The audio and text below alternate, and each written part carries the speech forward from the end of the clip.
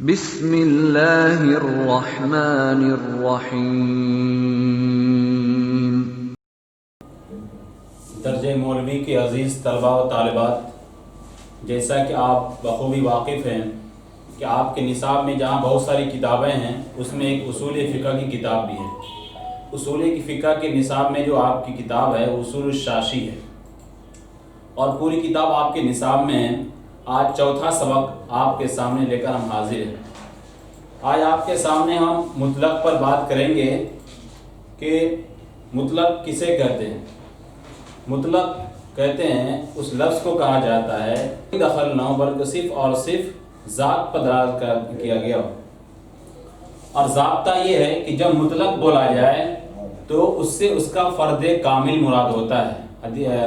عربی کا لفظ ہے اذا اطلق المطلق یراد به فرد الکامل، کہ جب مطلق کا اطلاق ہو تو ایسی شکل کے اندر اس کا فرد واحد مراد ہوتا ہے۔ صاحب کتاب اسی میں مثال دے رہے ہیں کہ مطلق کتاب اللہ کا مطلق، اور یہ بات یاد رکھیے جس طلبہ، جس طرح یہ بات پہلے آ چکی ہے کہ کتاب اللہ کا خاص اور کتاب اللہ کا عام وہ یقینی ہوا کرتا ہے، دلیل قطعی ہوا کرتا ہے، اس پر عمل کرنا واجب ہوا کرتا ہے برخلاف دلیل ظنی کے۔ اسی طرح کتاب اللہ کا مطلق بھی دلیل قطعی ہوا کرتا ہے، لہذا اگر اس کے مقابلے میں دلیل ظنی آ جائے یعنی قیاس آ جائے یا خبر واحد آ جائے تو ایسی شکل کے اندر اگر جمع کرنا دونوں کو ممکن ہو، یعنی دونوں پر عمل کرنا ممکن ہو تو جمع کر لیا جائے گا، ورنہ جو ظنی دلیل ہے یعنی خبر واحد یا قیاس اس کو چھوڑ دیا جائے گا اور کتاب اللہ کے مطلق پر عمل کیا جائے گا، اور خبر واحد یا قیاس کی وجہ سے کتاب اللہ کے مطلق پر کسی طرح کی زیادتی نہیں کی جائے گی۔ اسی بات کو ہم یہاں بیان کر رہے ہیں۔ یہ فصل صاحب کتاب نے فصل بانا ہے، کہا کہ یہ فصل مطلق اور مقید کے بیان میں ہے۔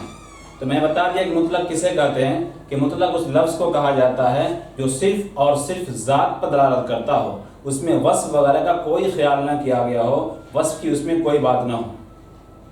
اسی سے واضح ہو گیا کہ مقید کی کیا تعریف ہوگی۔ مقید کہیں گے اس لفظ کو کہیں گے جو ذات پر دلالت کرنے کے ساتھ ساتھ اس میں وصف کا بھی لحاظ کیا گیا ہوگا۔ جیسے قیام عالم، کیا مطلب ہے؟ وہ عالم وہ مرد بھی ہوگا یا عورت کوئی بھی ہو، انسان بھی ہوگا، اور ساتھ ساتھ یہ ہے کہ وہ عالم ہے، یعنی وہ قاری نہیں ہے، وہ ڈاکٹر نہیں ہے، وہ انجینئر نہیں ہے۔ یہاں کہیں یہ فصل مطلق اور مقید کے بیان میں ہے۔ تو ذهب اصحابنا الى ان المطلق من کتاب اللہ تعالی، کریں ہمارے اصحاب یعنی علماء احناف گئے اس بات کی طرف کہ کتاب اللہ کا مطلق جب اس پر جب عمل ممکن ہو اس کے اطلاق پر، تو لہذا اس پر زیادتی کرنا خبر واحد اور قیاس کے ذریعے سے جائز نہیں ہے۔ کہہ رہے ہیں کہ کتاب اللہ کے مطلق پر خبر واحد یا قیاس کی وجہ سے زیادتی آپ نہیں کر سکتے۔ میں نے پہلے بتلا دیا جس طلبہ کہ خبر واحد اور قیاس جو ہے دلیل ظنی ہوا کرتا ہے، اور دلیل ظنی یہ قطعی کے مقابلے میں کمزور ہوا کرتا ہے، اور کسی دلیل کو ختم کرنے کے لیے، منسوخ کرنے کے لیے ناسخ کا اس کے مقابل ہونا چاہیے یا اس سے بڑا ہونا چاہیے۔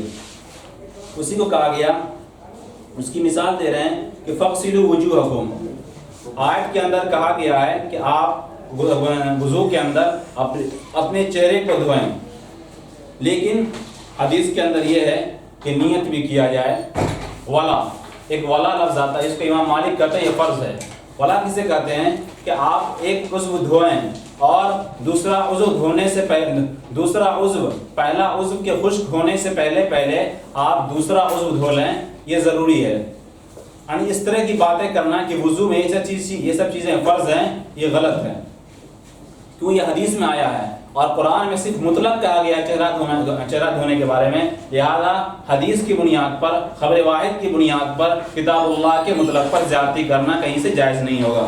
اس کی مثال دے رہے ہیں کہ فَاغْسِلُوا وُجُوهَكُمْ، اس کے ذریعے سے مطلق غسل کا حکم دیا گیا ہے، صرف چہرے کو دھونے کے بارے میں کہا گیا ہے، لہذا اس پر نیت کی شرط لانا، ترتیب یعنی پیدر پہ، یعنی پہلے چہرہ دھونا ہے، اس کے بعد ہاتھ دھونا ہے، اس کے بعد مسح کرنا، اس کے بعد پھر پیر کو دھونا ہے۔ کریں کہ ترتیب اور موالات میں بتا دیا کہ میں نے پیدر پہ، اور تسمیہ یعنی بسم اللہ پڑھنا وضو کے شروع کے اندر خبر واحد کی وجہ سے اس پر ان تمام چیزوں کی شرط کی زیادتی نہیں ہوگی۔ کیوں؟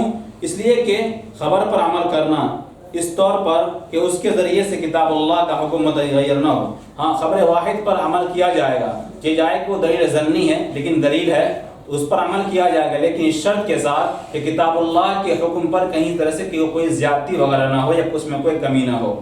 تو کہہ رہے ہیں کہ لہذا غسل یہ کہا جائے گا کہ مطلق چہرے کو دھونا یا ہاتھ کو دھونا اور پیر کو دھونا، یہ مطلب یہ کیا ہوگا؟ فرض ہوگا، اور کتاب اللہ کے حکم کی بنیاد پر، اور سنت اور نیت کرنا یہ سنت ہوگا۔ اسی طرح ولا کو یا موالات کو یا ترتیب وغیرہ کو آپ سنت کہہ سکتے ہیں، فرض نہیں کر سکتے ہیں، ورنہ کتاب اللہ کے مطلق کو مقید کرنا لازم آئے گا، جو کہیں سے کوئی درست نہیں۔ اسی طرح کتاب اللہ کی دوسری مثال ہے کہ الزانی والزانی فجلدوا كل واحد منهما 100 جلدہ۔ احناف کا مسلک یہ ہے کہ اگر غیر شادی شدہ مرد عورت ہو، اگر وہ زنا کر لے تو اس کو صرف اور صرف 100 کوڑے لگائے جائیں، لیکن حدیث کے اندر آیا ہے کہ 100 کوڑے لگانے کے ساتھ ساتھ اس کو 1 سال کے لیے جلا وطن بھی کیا جائے، یعنی ملک بدل بھی کیا جائے، لیکن یہ حدیث کے اندر ہے۔ لیکن قرآن کے اندر یہ مطلق ہے، لہذا مطلق کو اس خبر واحد کی بنیاد پر مطلق کو مقید نہیں کیا جا سکتا ہے، ورنہ تو کتاب اللہ کے مطلق کو مقید کرنا لازم آئے گا، جو کہیں سے درست نہیں۔ کیوں؟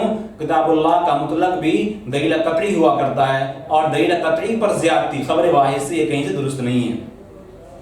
اسی کو کہا گیا کہ تم کوڑا لگا ان میں سے ہر ایک کو 100، اس لیے کتاب اللہ یہ ہے کہ 100 کوڑا یہ زنا کا حد ہے، لہذا اس پر تغریب یعنی 1 سال کے لیے ملک بدل کرنا بطور حد زیادتی کرنا جائز نہیں ہوگا۔ آپ صلی اللہ علیہ وسلم کے قول کی وجہ سے البکر بالبکری جلد 200 وتغریب عام، یعنی 1 سال کا جلا وطن کرنا یہ نہیں کیا جائے۔ کیوں؟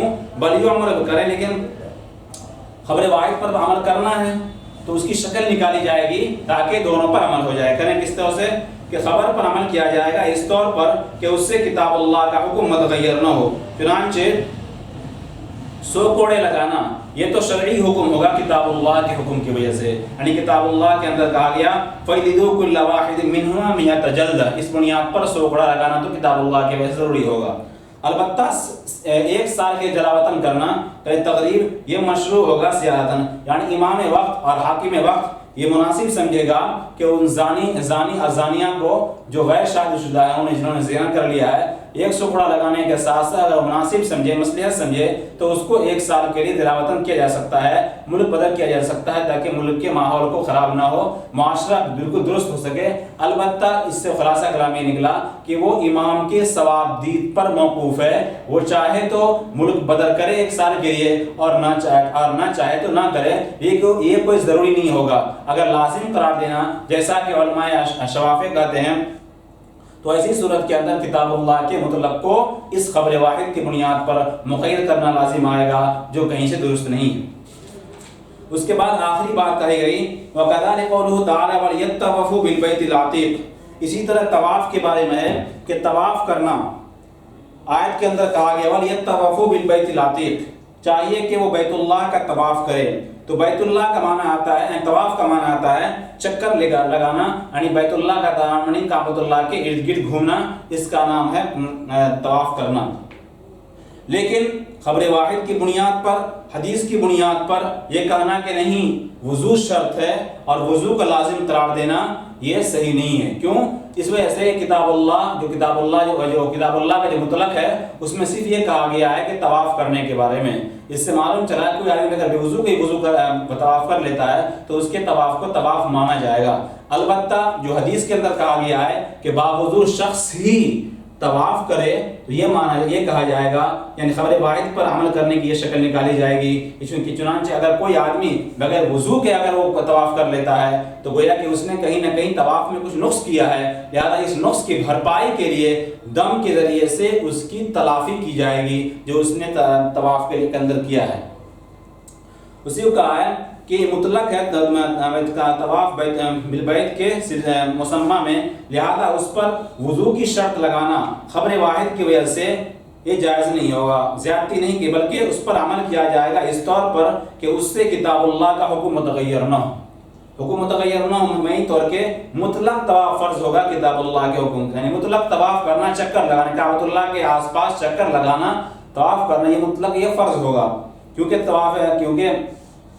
یہ ہوتا ہے طواف زیارت. طواف زیارت یہ فرض ہے اور یہ طواف زیارت یہ صرف اور صرف چکر لگانا یہ فرض ہوگا. والوضو واجب اور کریں وضو واجب ہوگا بحکم الخبر خبر واحد کی بنیاد پر یعنی تطبیق کی شکل نکالی جائے گی. خبر واحد کی بنیاد پر اس کو واجب قرار دیا جائے گا, وضو کو فرض قرار نہیں دیا جائے گا. کیوں؟ اگر ہم وضو کو فرض قرار دیتے ہیں اس خبر واحد کی بنیاد پر تو کتاب اللہ کے مطلب کو جو دلیل قطعی ہے اس پر خبر واحد کی بنیاد پر جو دلیل ظنی ہے اس کی وجہ سے زیادتی کرنا لازم ہے قطعی پر, اور قطعی کو جو مطلق ہے اس کو مقید کرنا لازم آئے گا, اور کتاب اللہ کے مطلق کو خبر واحد کی بنیاد پر مقید کرنا درست نہیں ہے. لہذا نقصان کی تلافی کی جائے گی جو لازم آیا وضو چھوڑنے کی وجہ سے دم کے ذریعے سے اس کی تلافی آئے گی. کوئی آدمی اگر بغیر وضو کا ہی طواف کر لیا تو طواف ہو جائے گا, البتہ اس نے وضو نہیں کیا جو واجب تھا اس واجب کی تلافی دم کے ذریعے سے ادا کر دی جائے گی. یہ علماء احناف کا کہنا ہے. عزیز طلبہ, آج کے اس سبق کو ہم یہیں پر روکتے ہیں. انشاءاللہ آئندہ کل پھر اس کے آگے لے کر آپ کے سامنے حاضر ہوں گے. آج کے اس سبق میں یعنی مطلق کے سلسلے میں آپ کو کئی مثالیں دی گئی, اس میں کہیں پر آپ کو کوئی دقت اور سبق کے سمجھنے میں کوئی دشواری لاحق ہو تو عزیز طلبہ آپ اس کو کمنٹ باکس میں ضرور نقل کریں. انشاءاللہ آپ کے اعتراض کا تشفی بخش جواب دیا جائے گا. آج کا سبق یہیں پر ہم ختم کرتے ہیں.